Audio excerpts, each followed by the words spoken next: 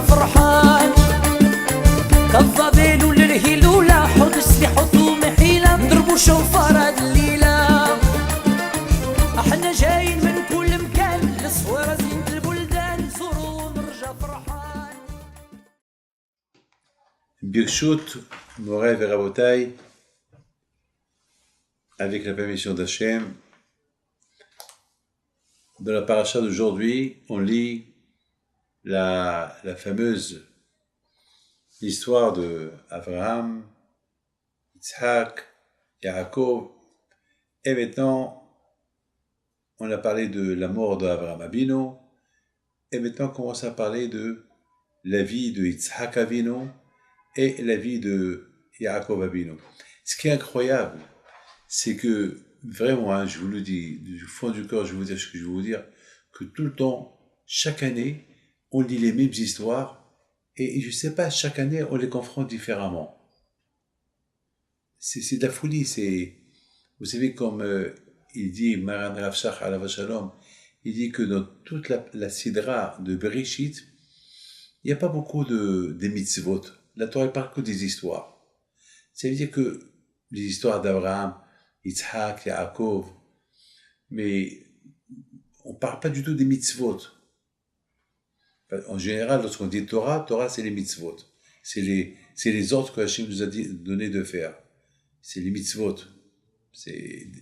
Mais dans toute la sidra de Bereshit, la Torah ne parle que des histoires. Ben, c'est pour nous apprendre que c'est avant de dire je crois en Dieu, je vais faire les mitzvot que Dieu m'a donné, ben, il n'y a pas un grand démon dans Akadosh Baruch Hu, comment tu vas faire ces mitzvot-là? Et il y a beaucoup à apprendre des avot HaKadoshim, d'Abraham, Yitzhak, Yaakov. Et c'est incroyable que chaque année on comprend encore mieux. Vous savez, ça fait, mettons, des milliers d'années que toutes les générations, les Juifs, ils parlent d'Abraham, des millions de livres ont été écrits sur eux, et toujours on comprend leur vie d'une autre manière. Ben, vous savez pourquoi? Parce que la vie des tzadikim, elle ne se calcule pas par année, ou par mois, ou par semaine, ou par jour. C'est par seconde. Chaque seconde, ils ont fait des choses. Donc leur vie, elle est incalculable. Et même chaque seconde de leur vie, lorsqu'ils ont fait quelque chose, ils ont pensé 1000 choses. C'est la raison pourquoi chaque jour on découvre. Par exemple, la Torah, elle ne nous parle pas sur Abraham Avinu, la grande épreuve qu'il a eue lorsque Nimrod, il l'a jeté dans le feu. C'est une grande épreuve parce que Nimrod, il lui dit, ou tu me vénères et je te tue pas, et si tu vénères ton Dieu, je te tue. Et qu'est-ce qu'il dit à Abraham? Eh ben, tu peux me tuer parce que moi je vénère que Dieu, parce que toi tu n'es qu'un être humain comme moi, alors que Dieu c'est lui le créateur, c'est lui qui t'a créé, c'est lui qui a créé le monde entier. Et pourtant c'est une grande épreuve qu'il a eue ici. C'est une grande épreuve, très grande épreuve. Par exemple, hier on m'a posé une autre question. Hier on nous a dit qu'en général il y a toujours une introduction lorsqu'on parle de quelqu'un.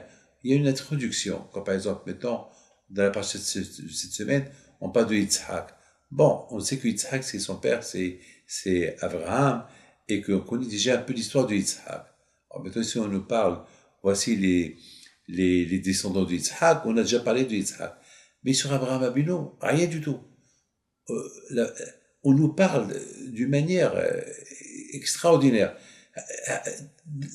On parle du déluge, on parle de Noah, et tout soudainement, on parle de Hachem dit à Abraham, quitte Haran et va dans les terres de Canaan. Mais qui c'est ce Abraham? Ça, c'est la question qui pose le Maharal MiPrague. On m'a posé cette question de la part du Maharal MiPrague. Et c'est vrai. Je comprends pas qu'on nous dit déjà une introduction sur Abraham, qu'il a été jeté il a eu des épreuves, il a découvert Hachem, et après on nous dit, voilà, Hachem dit à Abraham, quitte ta terre et va-t'en de là.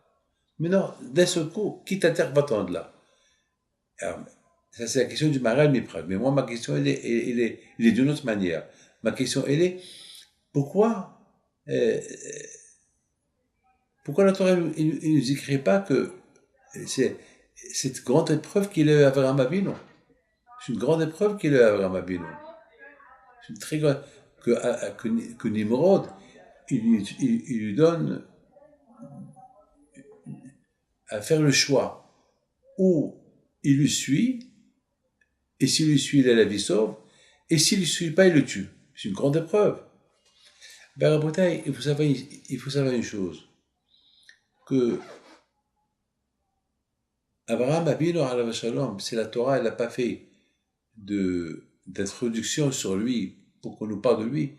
C'est parce que Abraham Avinu alav shalom, pour lui, c'est évident que ce qu'on lui dit, faire un choix entre Dieu et Nimrod, c'est même pas une épreuve pour lui. Il a découvert Hachem, il avait tellement une grande émotion en bon Dieu, que c'était pas, il n'y a pas de question à se poser, est-ce quel choix je vais faire? Bien sûr que le choix d'Abraham Avinu, ça va être le bon Dieu. Et c'est la raison pourquoi la Torah ne parle pas de ça comme une épreuve. Abraham Avinu, il a subi beaucoup des épreuves que le bon Dieu lui a données. Les épreuves que Hachem lui a fait, ça c'est des épreuves. Mais ce que les gens lui ont fait, pour lui, c'est pas une épreuve. C'est rien du tout. Mais comment on pouvait même imaginer qu'Abraham, il allait même réfléchir 2 fois, est-ce que il va suivre Nimrod et se procéder à l'idolâtrie et renier Dieu? Mais c'est quelque chose qu'on ne peut pas imaginer. C'est impossible. Eh ben, c'est la raison pourquoi la Torah, lorsqu'elle a commencé à parler d'Abraham Avinu, elle est venue. Abraham Avinu, il a fait ses recherches. Ça veut dire que c'est même pas la peine que la Torah nous parle comment Abraham l'a découvert Hachem. Ça veut dire que ça, c'est le travail de chacun de nous. Chacun de nous, il a un travail de découvrir Hachem. C'est pas la peine de faire des recherches. C'est pas la peine d'être trop intelligent pour savoir qui est Akadosh Baruch Hu. Et c'est la raison pourquoi la Torah ne nous a pas parlé du tout de l'épreuve de Okazdim, l'épreuve de le four où elle a été jetée à Abraham Avinu. La Torah, c'est une épreuve, mais pour lui, c'est pas une épreuve. C'est pas une épreuve. Et c'est la Torah, elle parle directement de Hachem dit à Abraham, Lech Lecha. Ça veut dire que celui qui veut, on n'a pas besoin des introductions pour découvrir qui était Abraham. C'est pas la peine. Abraham, il veut pas, Abraham, il veut pas qu'on parle de lui, de ça. Pour Abraham, c'est évident qu'il y a que Akadosh Baruch Hu. Il n'y a pas autre que Akadosh Baruch Hu. Et c'est comme ça qu'ils ont suivi ses enfants. Et c'est la raison pourquoi, lorsqu'on parle d'Abraham Avinu, c'est de la folie. On parle d'Abraham Avinu, on raconte, on dirait que pour Abraham Avinu, tout seul, il a découvert Dieu, et toutes les épreuves qu'il a eues avec Nimrod, pour lui, c'était pas des épreuves du tout. Parce qu'une fois qu'il a découvert Hachem, il a fait tout ça sans qu'il reçoive des honneurs et du kavod et tout. Ah, maintenant, mes amis, il faut savoir une chose, il y a tout le monde qui pose cette question. Lorsque Hachem, il a dit à Abraham Avinu, Lech lecha meratzecha, tu quittes et tu auras des enfants. Alors, ça veut dire que, quelle épreuve? Même, Rabbi Yosef, il pose cette question. A priori, ici, il n'y a aucune épreuve ici. Abraham Avinu, alav shalom,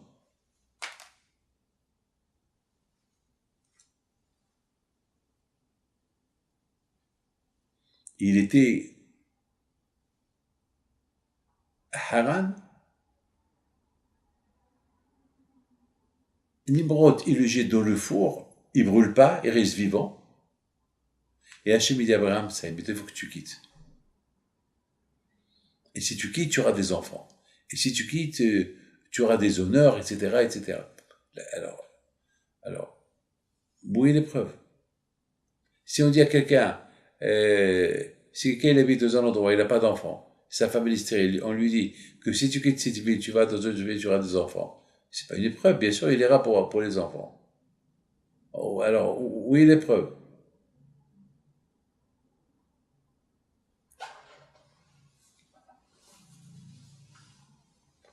Mes amis, il faut savoir une chose.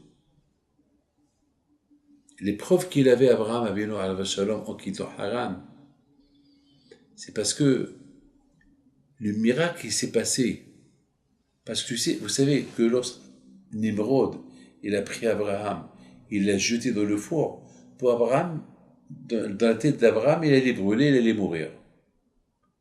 Voilà, dans sa tête, il allait mourir. Il n'y avait pas... Voilà, Abraham, il meurt pas, il reste vivant dans le feu. Et le feu, des milliers de degrés, parce qu'il a fait un grand feu, et Abraham, il est à l'intérieur du feu, il brûle pas. D'après Hachamim, Hachem lui-même et son Dieu refroidir le feu pour qu'il brûle pas. Vous imaginez? Et c'est après que Nimrod, il a dit à Abraham, Abraham, le serviteur d'Hachem, sors de là-bas. Vous imaginez quel honneur il a eu Abraham Avinu.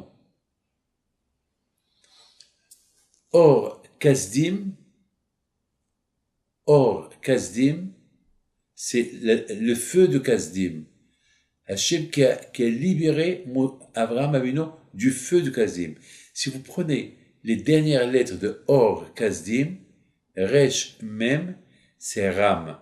Ram, ça veut dire que Abraham Avinu, lorsqu'il est sorti de Or Kasdim, il est arrivé à un niveau de gloire, de kavod. Tout le monde qui lui fait des honneurs. C'est là qu'il a fait beaucoup de gens ont commencé à croire en lui, en Dieu. Ils ont vu qu'il y a un Dieu. Parce que tout ce qui approche ce feu, il brûle. La plus forte raison, si Nimrod il l'aurait approché, lui-même il aurait brûlé. Donc ils ont vu qu'Abraham, le Dieu d'Abraham, c'était le vrai Dieu. Donc la Emouna en Dieu est devenue énorme. Donc maintenant, vous comprenez, Abraham, Abinu, alav shalom, il est arrivé à un niveau de kavod, tout le monde qui lui fait le kavod, les honneurs, la gloire, et tout le monde qui lui donne de l'argent. Waouh! Et tout le monde qui le respecte. Même Nimrod, il commence à avoir peur de lui. Alors maintenant, vous comprenez, Abraham Abinu alav shalom, il a eu une réputation. Ce qui s'est passé, c'est parti dans le monde entier. Tout le monde était au courant de ce qui s'est passé avec Abraham Avinu. Mes amis,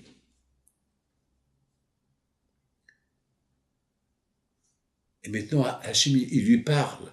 Vous vous rendez compte, jusqu'à maintenant, Hachem, il n'a jamais parlé avec Abraham. Et maintenant, il parle avec lui. Il lui promet des promesses. Avec le fait que Hachem, il parle avec Abraham, c'est une épreuve pour lui.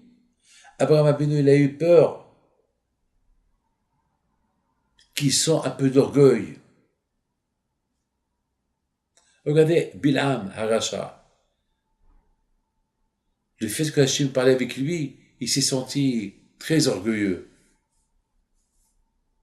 Mais mon cher Rabbeinu, il avait peur d'orgueil parce qu'Hachem lui parlait. Je crois que lorsque la Torah dit Vaikra, Hachem l'a appelé Moshe, c'est écrit Vaika. C'est-à-dire que mon cher Rabbeinu, il a dit non, c'est rien que par coïncidence, Hachem m'a parlé. Mais je ne mérite pas. Mais c'est pas vrai. Quand je vois il a bien choisi. C'est-à-dire que les tzadikim, ils avaient peur de l'orgueil. Vous savez que la Torah, elle s'appelle Kavod. La Torah, elle s'appelle Kavod. La Torah, c'est tous les tzadikim qui sont tzadikim, on leur fait le Kavod par rapport à la Torah. Donc, Abraham Avinu, maintenant, l'épreuve qu'il avait, c'est que maintenant qu'il a une grande réputation, maintenant tout le monde sait qu'il est prophète, maintenant tout le monde sait qu'il n'a pas brûlé, maintenant tout le monde sait que même Nimrod, il a peur de lui, tout le monde a peur de lui, et tout le monde lui donne des éloges. Il a peur d'en profiter de cet orgueil-là. Et surtout lorsqu'Hachem lui a dit, et ton nom, je vais agrandir ton nom. Tout ça, c'est des épreuves pour lui. Et surtout, la plus grande épreuve d'Abraham, c'est le fait que, soudainement, Dieu lui parle. C'est pas donné à quiconque pour que le bon Dieu lui parle. Vous savez, mes amis, il faut savoir une chose, que tout le problème,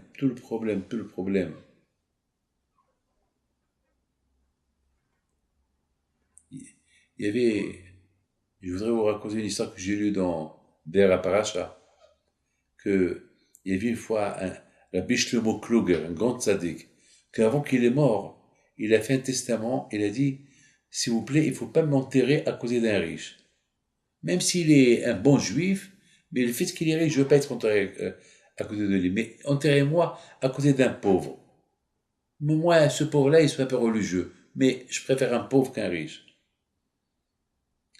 Et ils lui ont posé la question, pourquoi tu ne veux pas être enterré à côté d'un riche? Pourquoi? Et ici, c'est un rabbin, ce riche-là. Pourquoi tu ne veux pas être enterré à côté de lui? Et qu'est-ce qu'il a dit? Il dit, parce que le pauvre, toujours, il sait qu'il a besoin de quelque chose. Et toujours, le fait qu'il a besoin de quelque chose, toujours, il appelle le bon Dieu. Toujours, il dépend que du bon Dieu. Mais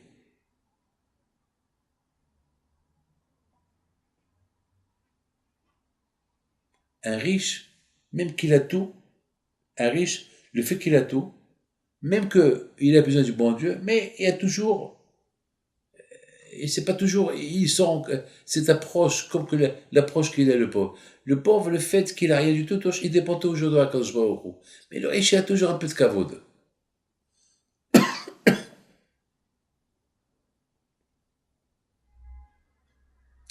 Et c'est raison que j'ai vu dans des livres qui disent que beaucoup de fois, il y a beaucoup de gens malheureusement ils sont devenus riches et ils ont oublié Akash Baruch. C'est bien Akash Baruch, il apporte un problème pour qu'ils se rappellent, je suis là, c'est moi qui t'ai donné ce que tu as. Tu m'as déjà oublié.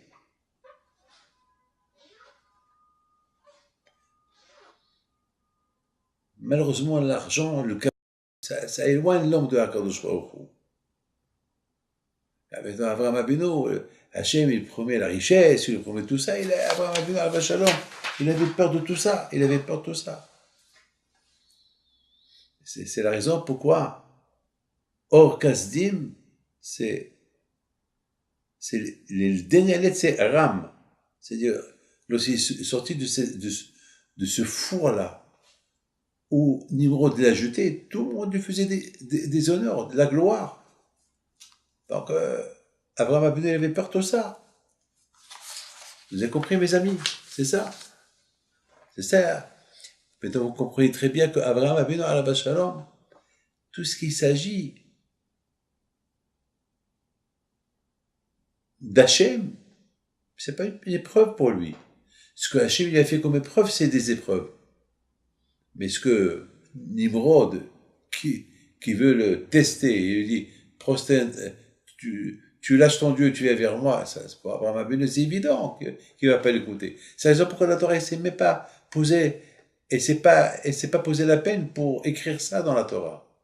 Parce que la Torah, elle a écrit uniquement des choses que pour que la Torah, il y a des choses à apprendre. Mais ça veut dire pour vous dire que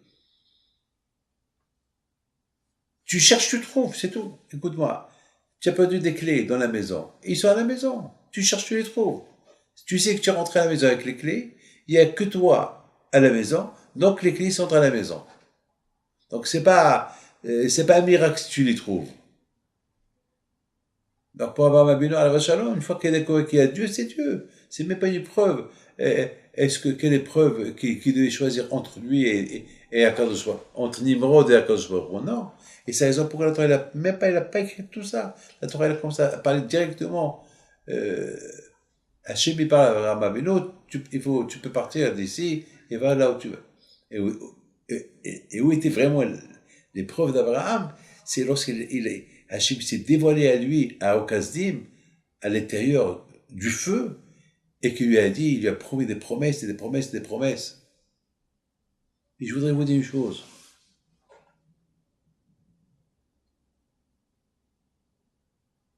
Vous imaginez la grandeur d'Abraham Abinu, que beaucoup des fois il dit à Hachem, moi je suis que des cendres, moi je suis rien, moi je suis zéro. Avec tout cela, il avait peur. Le fait maintenant qu'Hachem il me parle, Et le fait que maintenant, tout le monde me fait des honneurs, aïe aïe aïe, quelle épreuve, quelle épreuve, quelle épreuve, quelle épreuve de subir tous ces honneurs-là.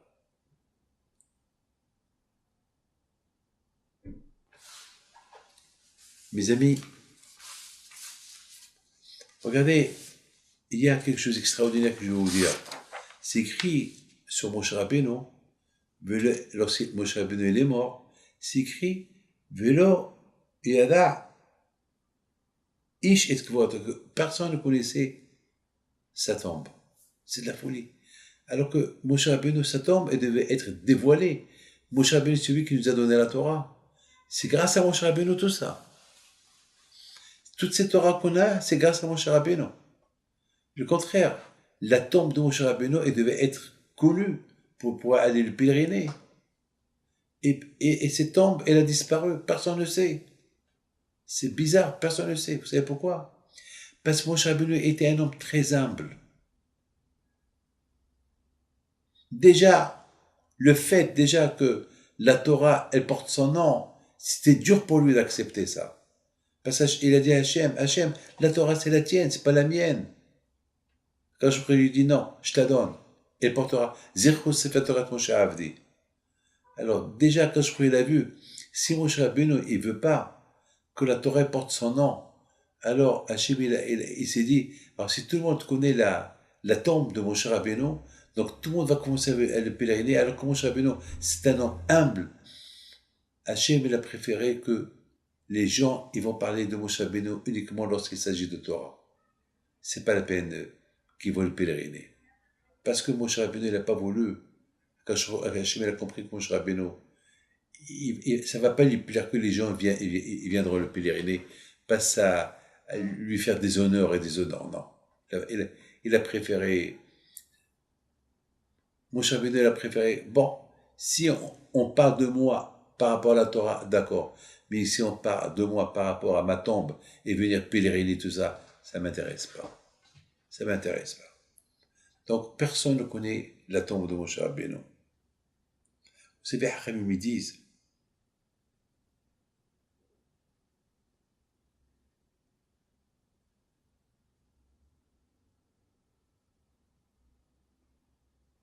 Moshe Rabbeinu alav shalom, combien il était humble. Ish Moshe anav bikol adam. Il était humble. Vous imaginez Moshe Rabbeinu, un homme qui était humble, et soudainement maintenant, on va venir le pèleriner, ça va tellement le gêner. Mais par rapport à la Torah, il dit non, de toute façon la Torah c'est pas la mienne, c'est à Hachem. Hachem il a voulu que la Torah porte mon nom, c'est rien du tout.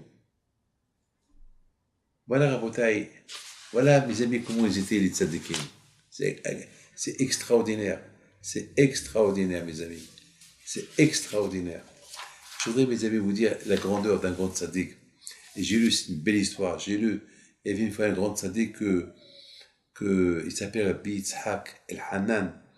Il y avait un monsieur qui est venu chez lui pour passer la smicha, pour passer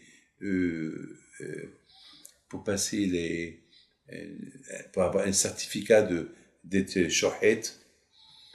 Et bon, le Rav, il lui dit, tu sais, je t'ai testé, mais tu as besoin d'étudier un peu plus. Donc, tu as besoin d'un peu plus, mais toi, je peux pas. Et au même moment, il y avait une somme d'argent sur la table. Alors, le Rav, il devait se lever pour aller chercher un livre, et entre-temps, le monsieur est parti. Et l'argent, il a disparu. Donc, le Rav, Yitzhak El-Hanan, il a cru que le Talmid Hacham qui est venu pour passer un test d'études chez lui, c'est lui qui a volé l'argent. Donc, il est parti derrière lui, il lui dit, hey, Adonai, peut-être sans faire attention, tu as pris l'argent de ma table. Il dit, non, je t'ai rien pris. Bon. Il rentre à la maison, dans sa tête, il a dit, bon, l'argent a disparu, qui les a pris? Lui, il a dit qu'il les a pas pris, je ne sais pas. Dès qu'il rentre à la maison, sa femme lui dit, mon cher mari, lorsqu'il y avait ce monsieur-là, j'avais peur que tu oublies ton argent, donc je les ai pris, je les ai cachés. Et le Rav, il a eu de la peine, il a dit comment j'ai soupçonné un juif, Tamid Hacham, il court derrière lui, l'attrape, il dit excuse-moi, je t'ai soupçonné d'argent. Maintenant, pourquoi tu es venu chez moi? Pour étudier, pour que je te fasse un test, pour la smicha, pour la shrita. Alors je vais étudier avec toi. Et 2 ans, il a étudié avec lui, jusqu'à qu'il ait eu la shrita, le test. Et chaque année à Kippour, il demandait pardon. Et Rabbi Tzhak el-Hanan, avant qu'il est mort, il a encore demandé pardon. Mais regardez, mes amis, parce qu'il a soupçonné quelqu'un. Parce et nous, combien on soupçonne les gens? Regardez quel anava, c'est un grand sadique. Il a soupçonné, ça, il a demandé pardon. Après, il n'avait pas besoin de l'enseigner pendant 2 ans. Il lui donnait pardon chaque année. Non, il n'avait pas besoin. Mais c'est ça les tzadikim. C'est ça, mes amis, les tzadikim. Les tzadikim, ils sont comme ça.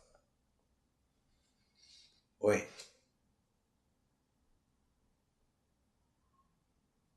C'est ça les tzadikim.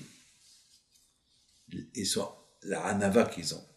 Mais vous comprenez, Abraham Avinu, la tzidkout de Abraham Avinu. Combien Abraham Avinu était tzadik? Combien Abraham Avinu, alayhi shalom, la tzidkout d'Abraham Avinu. On n'a aucune idée de la grandeur d'Abraham Avinu. On n'a aucune idée. Et la raison, c'est parce que Abraham Avinu, il voulait servir à Kadosh Baruch Hu sans qu'on lui fait des honneurs. Il veut pas d'honneur, il veut rien du tout. Il veut servir à Kadosh Baruch Hu gratuitement, sans qu'on lui donne rien du tout. Rien.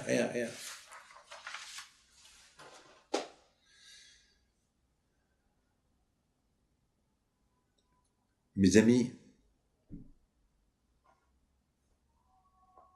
lorsqu'on fait la soukha, c'est l'une des plus belles fêtes de toutes les fêtes qu'on fait. Et la fête de Soukha, elle est après Rosh Hashanah et Kippour. Et la fête de Soukha, elle s'appelle la fête de la joie.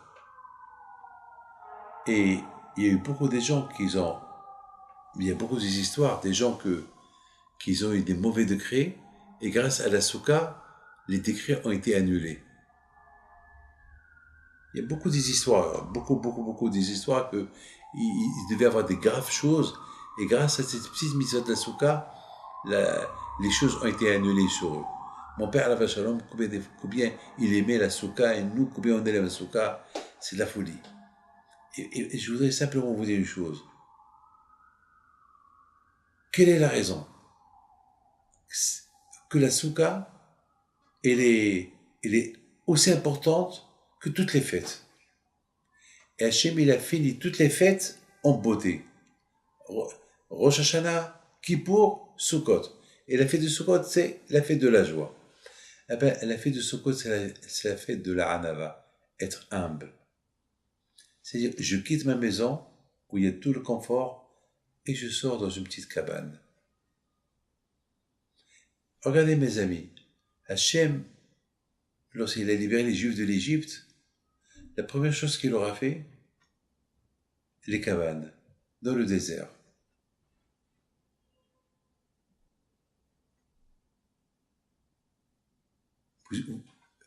Quelle est la raison? Et sachez que les cabanes, c'est pas des maisons, c'est des maisons que on les transporte d'un endroit à l'autre. En général, la personne elle veut habiter dans une maison, une belle villa, piscine, une villa à confort, et la rue, dans une rue. Une cabane que tu prends d'un endroit à l'autre, c'est de l'exil.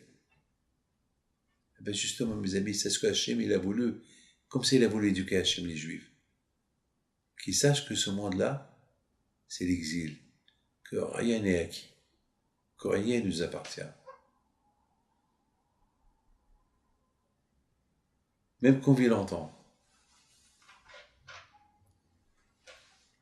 À Rosh Hashanah et Kippour, on se fait pardonner toutes les fautes qu'on a fait. Mais la signature du pardon, il se fait vraiment à Sukkot. Lorsqu'un Hachem voit combien on est humble, on quitte la maison et on rentre à la souka. À tel point que le mot souka représente les noms de Dieu. Mes amis, c'est ça ce qu'on doit tous retenir. Chacun de nous doit retenir que Abraham Abinu alav shalom, toute sa vie, Abraham, Yitzhak, Yaakov. Yaakov, il s'appelle Yaakov du verbe Ekev. Yaakov, il y a un Yud. Yud, c'est la plus petite lettre de toute la Torah. Et après Yud, Ekev. Ekev, c'est le talon. Le talon, c'est l'os du pied. Il y a la tête, il y a le pied. Ça veut dire, Ekev, ça veut dire, il était annulé. C'est ça, Yaakov. C'est ça, Yaakov. C'est un homme qui a été annulé. Il ne cherchait pas la gave. Il ne cherchait pas les orgueils. Voilà, mes amis. Combien chacun de nous, mes amis, il doit savoir, comme un avot, nos parents, Yitzhak Abinu, combien il était, on rappelle les cendres de Yitzhak. Et Yaakov Abinu, vous le savez très bien, qui était annulé, Ekev. C'est ça, mes amis. Chacun de nous, mes amis, doit savoir que notre réussite à nous aujourd'hui, chacun de nous doit savoir que notre réussite à nous, si on veut vraiment réussir, c'est être humble. Lorsqu'on est humble, c'est le contraire de la colère et tout. Et c'est ça la réussite. C'est ça la réussite. Voilà mes enfants. Que le bon Dieu vous protège et vous donne à vous tous la santé. Amen.